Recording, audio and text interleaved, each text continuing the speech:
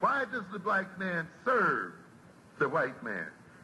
Why does everything the black man do benefit the white man? Why does the black man say freedom is doing what I want to do? And why is it that everything he wants to do enriches the European? Welcome to the desert of the real.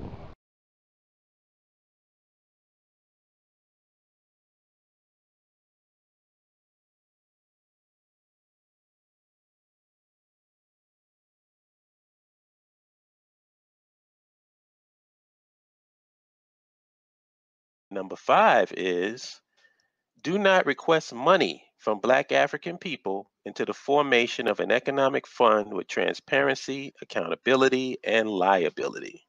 This should be fun. Sir, can you please read that again? Can you just read it again first, please? Oh, Sorry. yeah, definitely. Like, please. That needs to be heard. Commandment number 5, do not request money from Black African people into the formation of an economic fund with transparency, accountability, and liability. Man, so this one now, I was kind of throwing like a undercurrent shot when I was saying stuff like you got to learn master classes and stuff like that. Because right. when you do that though, you always have to pay for it, right? Now, however, let me be very clear though. When you are working and when you are learning yourself and trying to teach the people, I do not think that is bad to be paid for it. That's how you make ends meet. However, if you just a conscious crook, if you really just want to do this, if your end game is, oh, now we got master class number 2 and 3, instead of like you learned this master class and now we're gonna apply this to like actually liberate our people, then that's cool. But if you just got a master class after master class after master class, and every time the price going up and yeah, I'm not with that. Or if you talk about police brutality and all this other stuff, and then you say, oh yeah, by the way, we just got these new pins and these new labels that cost $5.99, and all you gotta do is, you know what I mean? Like, you just hustling the people, and that bothers me. And that's, excuse me, and honestly, like, that's one of my favorite assets. Yeah, literally, y'all, I've never been asked for a cent. I've never been asked for a cent from anybody, from the brothers who, like, not ever, like, about anything. And I've been rocking with y'all for like a few years now. And I ain't never even seen it. And that literally makes me so proud. And anytime I tell somebody about it, like even in the piece I just wrote, I was like, and don't worry, y'all, you don't got to pay no money. There's no membership fee dues. There's no monthly dues. You don't have to sign up for no class. You know what I mean? Like, and that's special. No, that's really special though. Like, I know y'all two know, people don't understand how special that is. And what sucks though is that we automatically have a bad name just because we're a Black organization. That's the first thing people think of. Nigga, how much it costs? You know what I'm saying? What do I have? What do I have to give up? But I'm gonna let you cook now, Minister. Nah, you was man. I was enjoying what you were saying, but word up, you 100% right. It's like first of all, let me just say that the designation masterclass is funny as hell. Because like everybody, TMZ has master classes. I don't know if y'all know that. Wow. TMZ, yeah. So that's definitely the buzzword now. It's like just call it that, and it's worth something. But you know what I'm saying? But no, I love this tenant also. But the part about it that's most important to me is and Holland's been talking about this for a couple of years. Transparency. Mm-hmm. That is the key because as you can see, right now the big battle with Umar is he's collected money and they want transparency. And again, I've said this before and I'll say it again, and I'll keep saying it.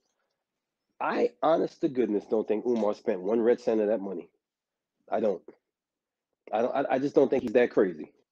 But at the same time, the fact that we don't know what he's done with it is what drives people crazy. Now you got people that will run down on you for $5.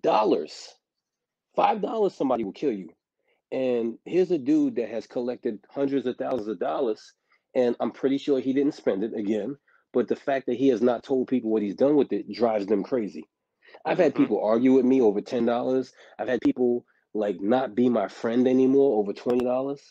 And so therefore, until we have something that we can put together that's number one, transparent, number two, cannot just be taken down and frozen by the government. That's very important because if you remember, I used to read the newspaper a lot after September 11th. And right after September 11th, all those, I mean, man, like everybody has people from the continent that practice Islam in their city. You know, in Minnesota, you got Somalians. In Albany, we have just about everything, but we have a lot of Nigerians or whatever. And these people, they send money home to their country. And as soon as September 11th happened, it was just a nice little excuse for the government to freeze their assets and you can't send money no more. And so, you know what I'm saying? So that's something that you always have to be careful about when you got a Black organization. Trust me, I know that when you put a name on something and it's nationally recognized, they can just freeze your assets for no reason. So that's one of the reasons why we don't, you know, we have enough, I think we have enough trust capital to begin to start something. But first of all, we need some financial advisors. And second of all, we need financial advisors and legal people who can really go through all of that language so our shit doesn't get frozen. Because I'm going to say this and I'm going to bounce. I mean, excuse me, then we'll get on to the next point. But it's like it's almost like the whole susu thing, where people invest in these susus and it goes around one time, everybody gets their money. They say, "Oh shit, that was great. I put in $500, I got back $1,500. Let me double up." And you get that shit when it goes around the second time, it's not coming back around. Yep. And that's what they keep telling me. They're telling me every time that somebody starts up a susu, it goes around the first time and everybody feels good. So it's almost like gambling, where you should have stopped when you pulled that lever the last time, but you go back in. You know what I'm saying? And when you do, somebody runs off with that money. We don't want that. Not only do we not want it with, you know, we know we wouldn't want it with ourselves, but we also don't want the government to take us down just because they could. So that's something Right. that you brothers and sisters who are anxious, you're like chomping at the bit to start collecting money. Y'all niggas better think about this before you do it, because it's not you that I don't trust. It's the government I don't trust. I don't trust them with your money because you got your organization and you think you're just gonna be collecting money, and one day you wake up and you got $10,000 and that shit is frozen. And what you gonna do about it? You just gonna tell people sorry? You know what I'm saying? So taking money is a lot more complex than y'all think it is. And that's why BAIO, we're very careful with that. Yep. And I'll just add, no GoFundMe, unaccountable, crowdsource funding, or donations as a source of primary revenue. Mm-hmm. Your time is more valuable than your money. No membership fees, no dues should be required to be a part of the nationhood process. If people make money off the struggle, people will have no incentive for the struggle to end. Mm-hmm. And I'll throw an olive branch, because I believe that there are people, like Umoja said, who provide value and are actually giving the people something.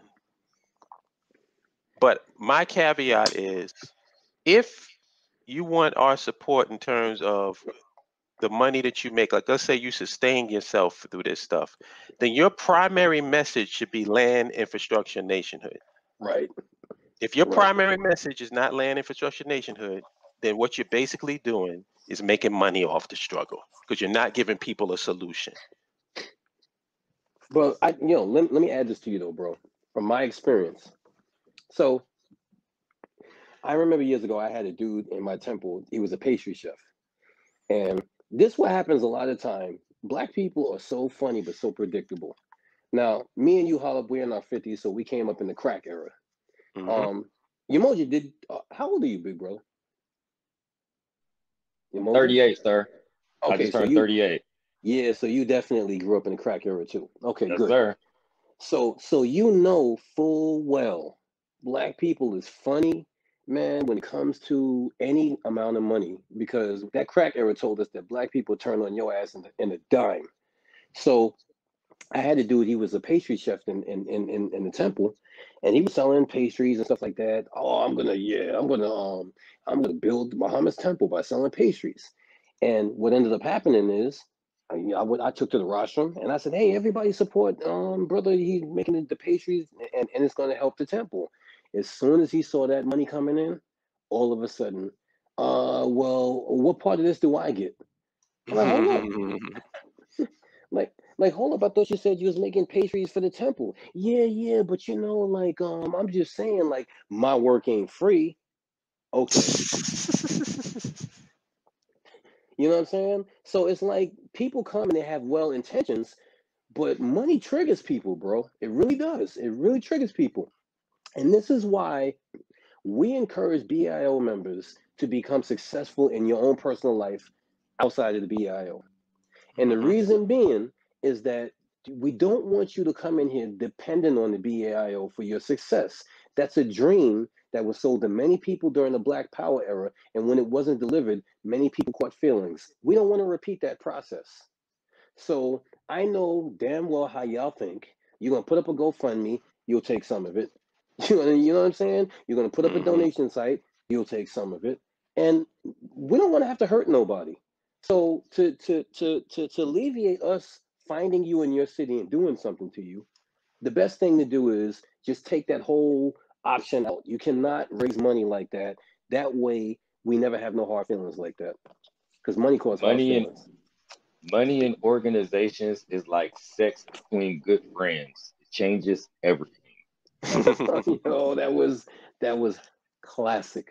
It does, no matter how much we think it won't, especially and the longer you've been friends, you know, just actually friends. Once you cross that line, it changes fucking everything. Or like getting married and moving in or something. Like once money gets involved, somebody in quote unquote leadership or something, or now we got to be a 501(c) and get these grants and some, like, it is terrible. It is horrible for real. Never fails. Yep. And that's the button on that one. Hell yeah. You can't compare to the status right here. Legendary worldwide, we can battle right here. Listen, Junior, I'ma tear back your wig. This ain't TV, but I'll show you what a fear factor is. Stop grilling me, and all that fronting is killing me. You leave me no choice but to hurt your feelings, G. About to slap rappers around and bruise the game. What?